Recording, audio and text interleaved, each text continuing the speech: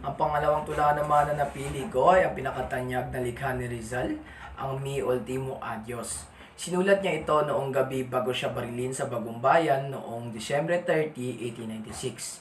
Sa tula, ipinahayag ni Rizal ang kanyang huling paalam sa kanyang mga pamilya, mga kaibigan at sa buong bayan. Makikita dito ang kanyang katapangan at sakripisyo para sa kalayaan ng Pilipinas. Pinapakita ng tula ang tunay na kahulugan ng pagmamahal sa bayan na handa kang ibigay kahit ang iyong buhay para sa kalayaan ng iba. Hanggang ngayon, inspirasyon pa rin ito sa mga Pilipino na magmahal at magsakripisyo para sa ating bansa.